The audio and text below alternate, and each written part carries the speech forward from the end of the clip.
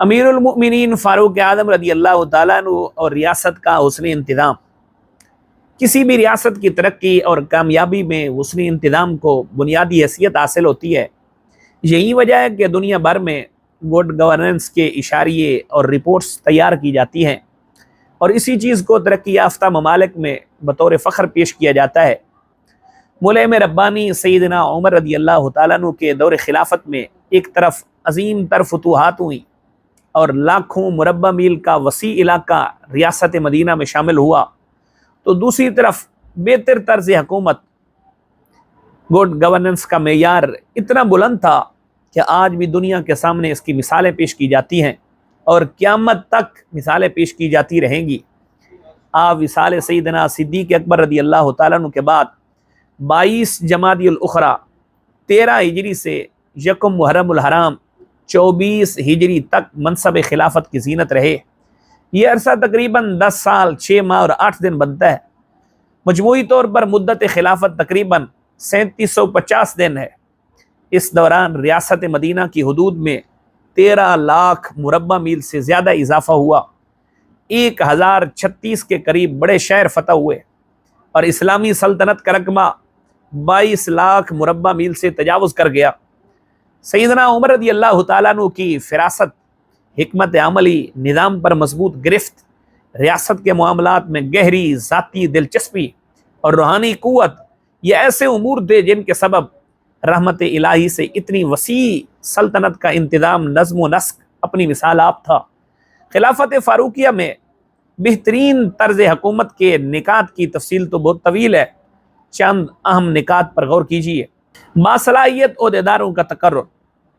ریاستی امور کو بہتر انداز میں چلانے کے لیے سب سے عام بات یہ ہے کہ ایسے عہدیداروں کا انتخاب کیا جائے جو اس منصب کو نبھانے کی صلاحیت رکھتے ہوں۔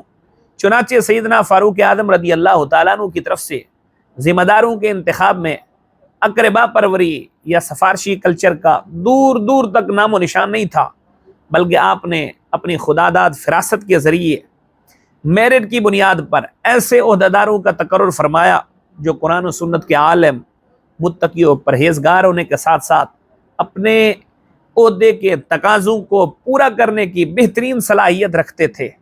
نمبر 2، احتساب۔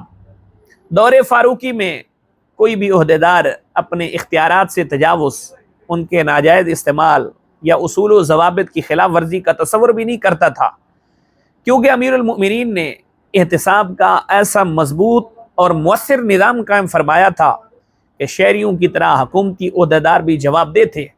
سیدنا محمد بن مسلمہ رضی اللہ تعالیٰ عنہ آپ کے مقرر کردہ تحقیقاتی افسر تھے۔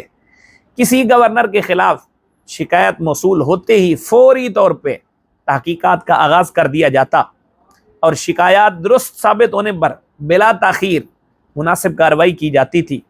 نمبر 3، شفاف عدالتی نظام۔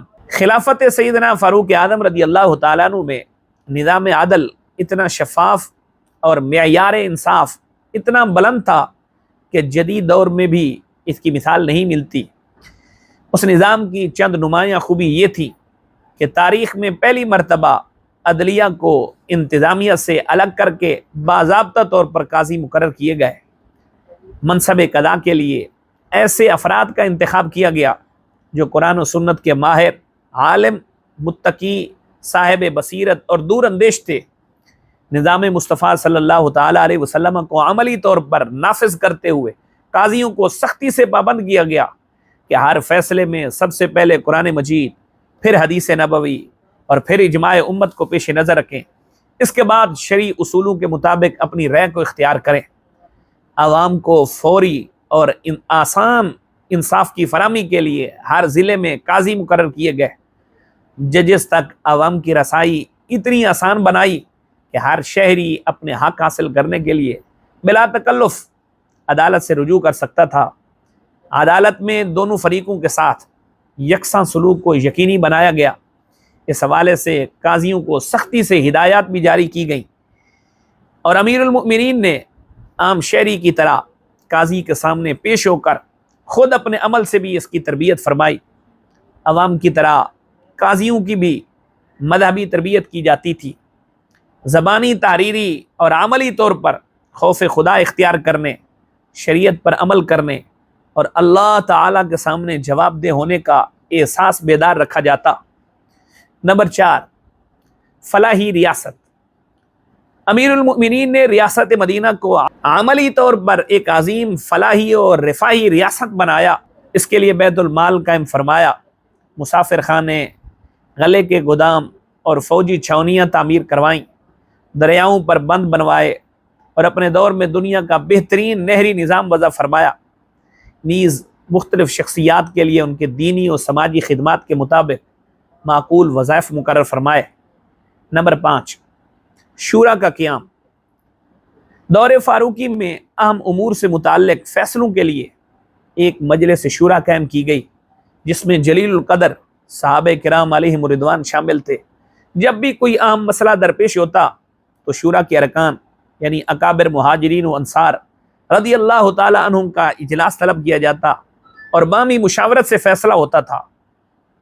لمحہ فکریہ، بعض لوگ سمجھتے ہیں کہ گڈ گورننس کے لیے نظام مصطفیٰ مؤثر نہیں، بلکہ موجودہ عالمی چارٹر اور جدید سیاسی و انتظامی نظام کا نفاذ ضروری ہے۔ سیدنا فاروق اعظم رضی اللہ تعالیٰ عنہ کا وسیع ترین سلطنت کو انتہائی کامیابی سے چلانا اور گڈ گورننس کی اعلیٰ مثال قائم فرمانا اس بات کا روشن ثبوت ہے کہ اگر دیانتداری کے ساتھ اسلامی نظام کو نافذ کیا جائے تو یہ دنیا کا بہترین نظام ہے۔ آخر ایسا کیوں نہ ہو کہ جبکہ یہ نظام خالق کائنات جل مجدہ نے عطا فرمایا اور رسول کائنات صلی اللہ تعالی علیہ وسلم نے انسانوں تک پہنچایا ہے۔